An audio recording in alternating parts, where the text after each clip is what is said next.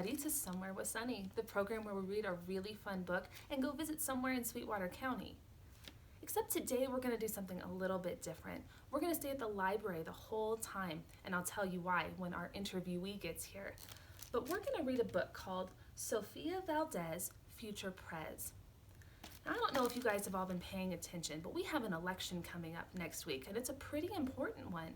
We get to make lots of decisions about things that happen in our local communities, so in our cities and in our county, in our state, and in our nation. So I thought it would be a lot of fun to talk about something like that today. So I hope you guys enjoy the book. Sofia Valdez, Future Prez. Sofia was a baby who got things done, helping her family before she turned 1. She and Abuelo went out every week to help elderly friends around Blue River Creek who couldn't get out and about on their own, and with no place to gather, were stuck home alone. Raking the leaves, taking pets for a walk, or just dropping by for a treat and a talk, Sofia Valdez did as much as she could for her family and friends and her whole neighborhood. A dreamer, a doer, a real-life go-getter. Most people like good, but Sofia liked better. Each morning, Abuelo walked Sophie to class. They walked home again along Blue River Pass, making plans, munching cookies, Abuelo and girl, except for that Tuesday when Pup saw the squirrel. With a howl, Pup took off, racing all through the town, over, under, beneath, and around. Sofia scrambled to try to keep up with the hollering man and the bellowing Pup. Have you ever had a dog chase a squirrel before? Up the squirrel ran to the top of a hill made of junk left over for the local landfill. They reached the tip top of that mountain of trash, which jiggled and broke with an ear-splitting crash. Down they all tumbled and hit with a thud on a moldy old pumpkin surrounded by mud. "Ouch," cried Abuelo. He struggled to stand. "A dangerous mess," he said, grasping her hand. The next day, Sofia walked to school solo, and it wasn't the same without her Abuelo. "This is not right," declared young Sofia, who glared at Mount Trashmore and got an idea.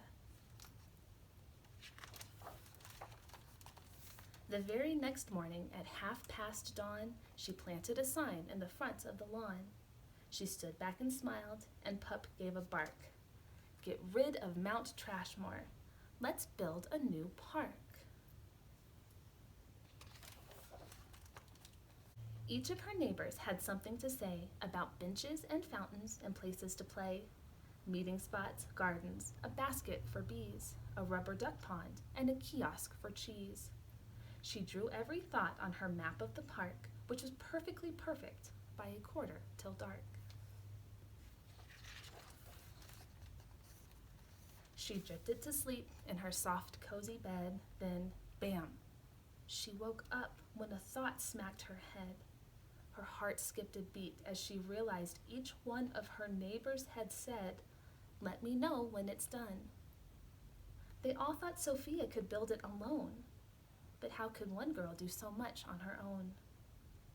The weight of that thought made her tender heart ache as the night thunder growled and she lay wide awake. Then dawn brought a storm and the gloomy sky wept, and the heartsick Sofia finally slept.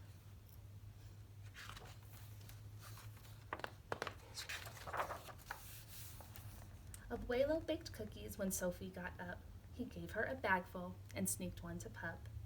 He blinked back a tear as he hugged his Sofia. "For courage," he whispered. "Te amo, mi vida." Sofia's knees wobbled. She felt weak inside. She looked at his ankle and quite nearly cried. Though she didn't feel brave or courageous at all, Sofia Valdez went to face City Hall. Ooh, there's the library, the statue, You guys see little Sophia down there next to the big building?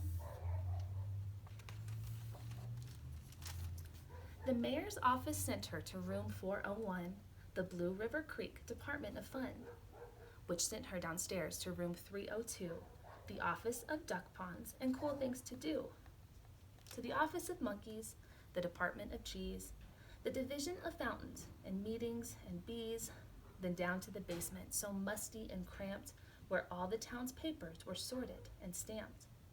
And that's where the clerk said what no one else did. You can't build a new park. You're only a kid. The word smacked Sophia deep down in her heart. Her plan was kiboshed before it could start. I think, said Sophia, I think that law's wrong. But her second grade voice didn't sound very strong. The clerk said, clearly it cannot be done. Do you have any questions?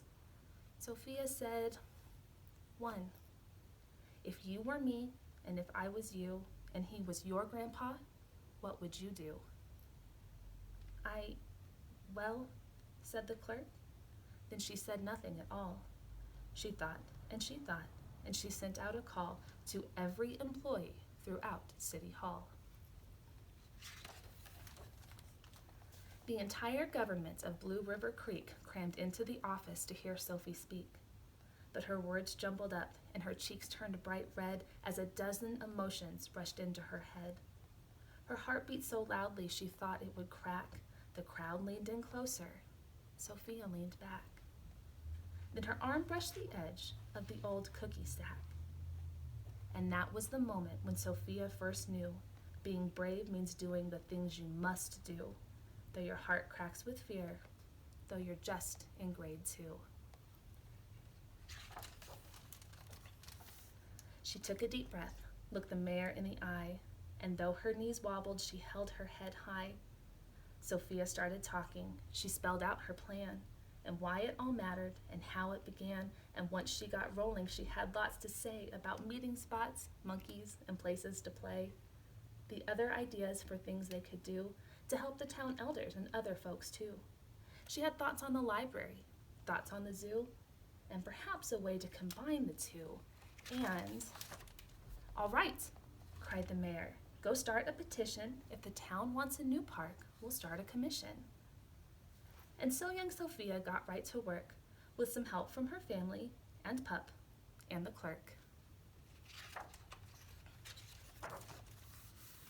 Then others joined in, not all, but a few, like Miss Lila Greer and the kids in grade 2. There were hearings and surveys and taxes to figure, then bulldozers, cranes, and a blue bigger digger. They all built that park. That's how it got done, by the hard work of, by, and for everyone. But it began with the dream of one person, just one, who laced up her shoes and then led the way to help Blue River Creek get a new place to play. Now every evening till long after dark, the town comes together at Citizens Park.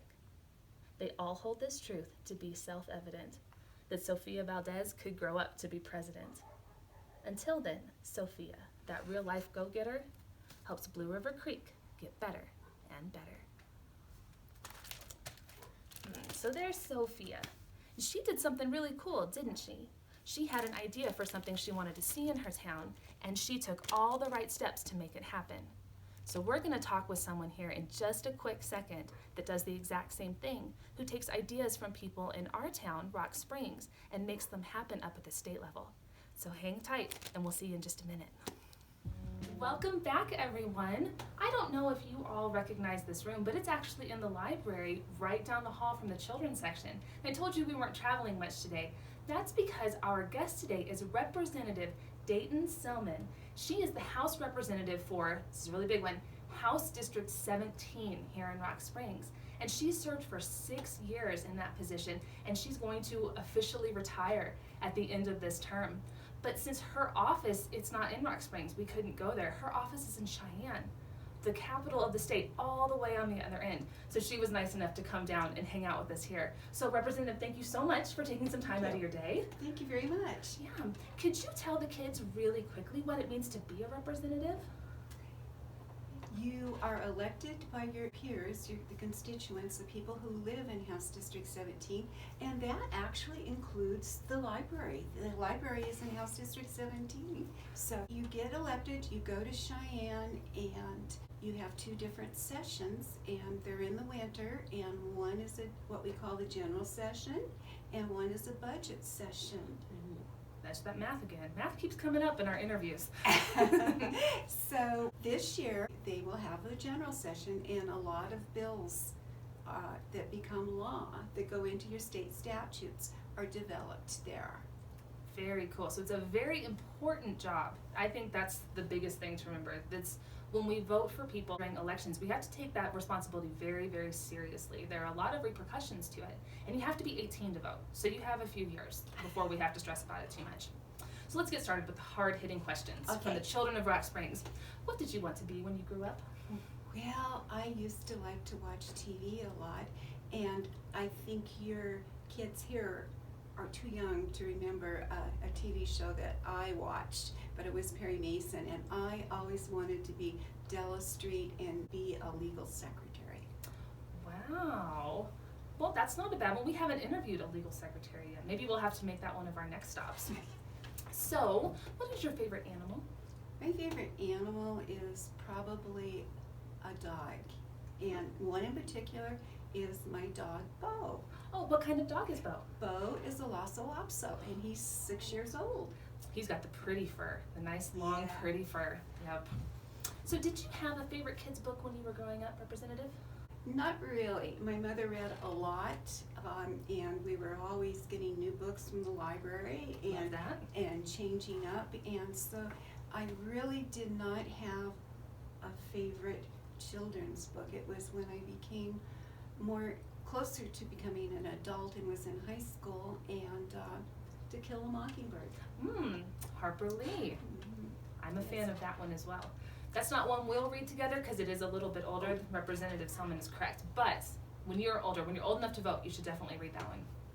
So can you tell us, how long does it take to become a representative? Is there any special training that goes into it? I think it's a lifelong training. My family was very much into politics.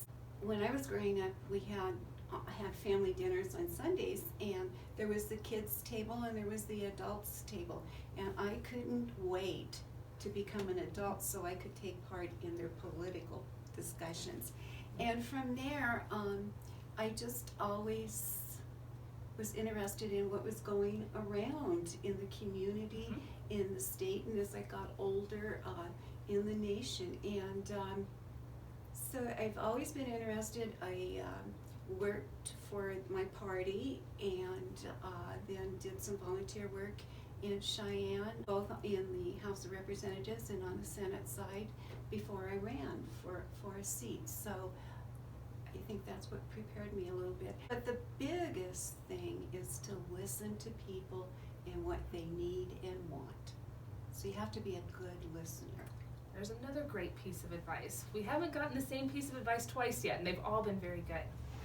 So I guess we'll end up with, is there any other pieces of advice or tips or tricks to kids who think they want to grow up to be either a representative or a senator or maybe even just a town council person? They're all very important, and possibly some of the most important ones are right here in your own hometown, which is your city council and your school board. Because your school board does a lot and has a lot of influence on your future education. So start off working in the community and then work your way on up. And work your way on up. Who knows? Get that experience. Maybe we'll have a president out of Rock Springs, Wyoming in 20 years or so. I think we could do it. We can do it. I think we can do it. All right. Well, Representative, thank you so much for spending some time with us today. And kids, we'll see you like always next week. Bye. Bye.